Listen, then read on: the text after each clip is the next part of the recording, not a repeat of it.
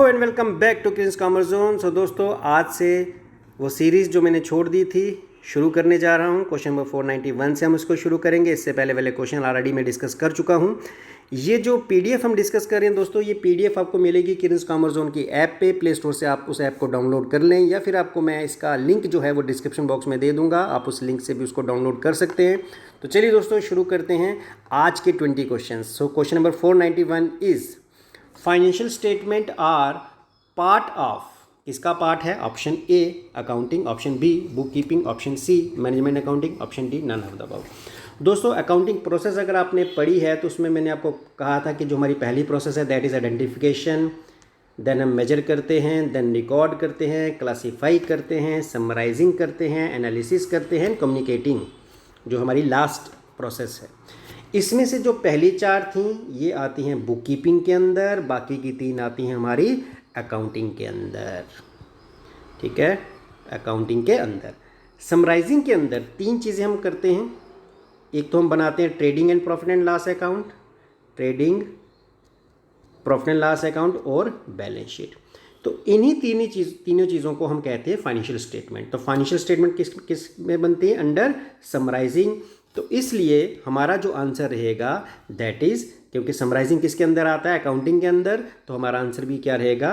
Option A यानी accounting. तो इसको मैं मार्क कर देता हूँ, A is the right answer. चलिए दोस्तों, नेक्स्ट पे मूव करते हैं।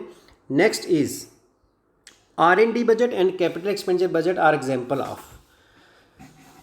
दोस्तों, कैपिटल एक्सपेंडिचर के बारे में मैंने काफ़ी बार बात की है। कोई भी ऐसा एक्सपेंडिचर जो लॉन्ग टर्म के लिए किया जाए उसको हम कैपिटल एक्सपेंडिचर कहते हैं। तो R&D बजट और capital expenditure budget are examples of. अब मुझे लगता है इसका आंसर भी आपको मिल ही गया होगा कि लॉन्ग टर्म के लिए जो हमारे ये बजट हैं, कैपिटल एक्सपेंडिचर बजट जो है कि लॉन्ग टर्म के लिए होता है, तो हमारा आंसर भी क्या होना चाहिए? Long term. सो ऑप्शन देख लेते हैं एक बार क्या है। Short term budget, current budget, long term budget, none of the above. तो हमारा आंसर रहेगा सी यानी long term budget. Next question is Indian GST model has dash rate structure. कितने रेट स्ट्रक्चर हैं? A3, B4, C5 and D6। तो आपको ये याद रखना है कि इंडियन जो जीएसटी रेट है इसके अंदर 4 रेट ऑफ स्ट्रक्चर्स हैं, तो ये आपको याद रखना है। चलिए दोस्तों, क्वेश्चन नंबर 94 पे चलते हैं। What is the total of all direct cost known as. दोस्तों, सबसे पहले डायरेक्ट कॉस्ट किसे कहते हैं? किसी प्रोडक्ट की मैन्युफैक्चरिंग पे जो कॉस्ट आती है, जो हमारा खर्च आता है, उसको हम डायरेक्ट कॉस्ट कहते हैं। तो total of all direct cost को हम क्या बोलेंगे? तो ये आपको याद रखना है, कॉस्ट अकाउंटिंग का क्वेश्चन है, उसको हम बोलते हैं प्राइम कॉस्ट। चलिए दोस्तों, next is according to money measurement concept all transactions and events are recorded. B, all transactions and events which can be estimated in money terms are recorded. C, all transactions and events which can be measured in money terms are recorded in the books of accounts. None of the above. तो दोस्तों, आपको accounting concept आप सबने पढ़े हुए हैं। Money measurement concept ये कहता है कि वो ट्रांजेक्शन्स और इवेंट्स जिनको हम मनी टर्म में मेजर कर सके, हम उन्हीं को अपनी बुक्स ऑफ अकाउंट्स में रिकॉर्ड करेंगे। तो उस हिसाब से हमारा आंसर रहेगा सी। चलिए नेक्स्ट पे मूव करते हैं। Short term capital gain arises from the transfer of an asset which is held by SSC for not more than.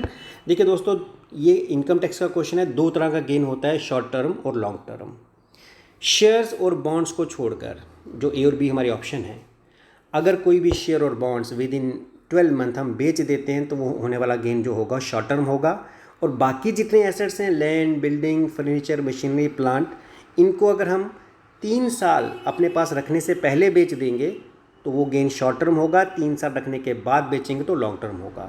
सो हमारी अब ऑप्शंस क्या हैं? ए 12 month in case of share, yes वो शॉर्ट टर्म होगा। 12 month in case of zero coupon bonds and any other listed securities, yes वो भी short term होगा। 36 month in case of capital assets, हाँ जी कैपिटल एसेट मैंने बता दिया। Land, building, plant, machinery, इनको भी अगर 3 साल यानी 36 महीने रखने से पहले बेचेंगे तो वो भी शॉर्ट टर्म होगा। सो हमारा आंसर रहेगा ऑल ऑफ द अबव। चलिए question number 497।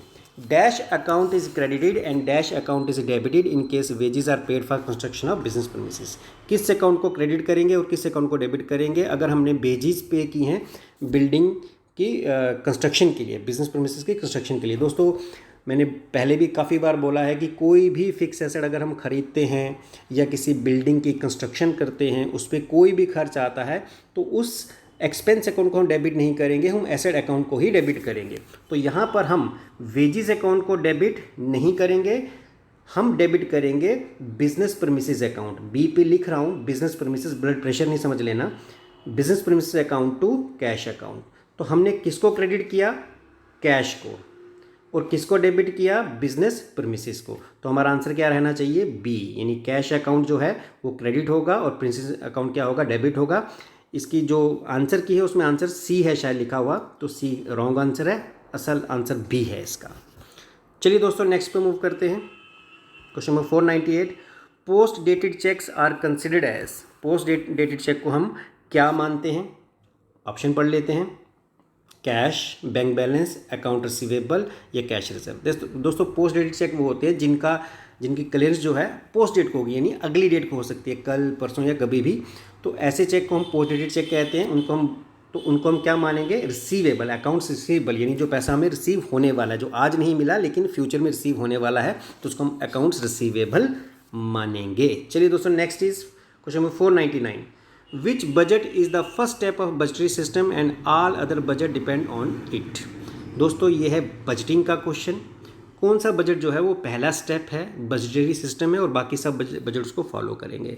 Options are cash budget, production budget, sale budget, master budget. तो देखिए दोस्तों, सबसे पहला जो बजट होता है वो होता है सेल्स बजट, क्योंकि जब हमें ये पता होगा कि कितनी सेल्स हम करने वाले हैं, उस हिसाब से हम फिर क्या करेंगे? प्रोडक्शन बजट बनाएंगे कि हमें प्रोडक्शन के लिए कितना रॉ मटेरियल चाहिए, फिर उसके लिए कितने पैसे चाहिए, उसके लिए हम कैश बजट बनाएंगे। तो मास्टर बजट इन सब बजट की समरी होता है। तो सबसे पहला बजट हमें सेल्स कितनी कर सकते हैं उसके हिसाब से बाकी बजट्स को फॉलो करेंगे। देन प्रोडक्शन बजट के अंदर कितना लेबर, कितना मटेरियल चाहिए, कितने ओवरहेड चाहिए, देन उसके लिए कितना हमें कैश चाहिए, तो ये सब बजट उसको फॉलो करते हैं। तो पहला जो बजटरी सिस्टम में पहला बजट जो बनेगा that is sales budget.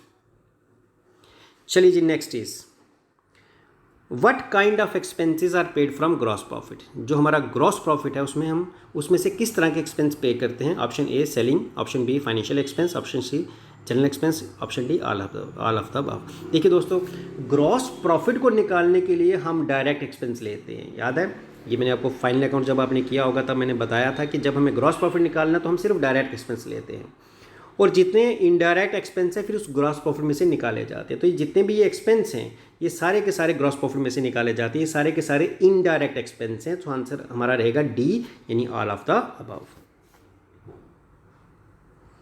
In cash book bank charges of 5,000 was not recorded. कहता है कैश बुक में 5,000 के बैंक चार्जेस, यानी बैंक ने हम पे कुछ चार्जेस लगाए हैं या हमारे अकाउंट में से कुछ पैसा काटा है, वो हमने रिकॉर्ड नहीं किया। Name the correct cash book adjustment. अब हमें कैश बुक में इसकी करेक्ट एडजस्टमेंट करनी है। A it will be credited in cash book, B it will be debited in cash book, C no adjustment needed in cash book, D changes will be added to the cash book balance, charges will be added to the cash book balance.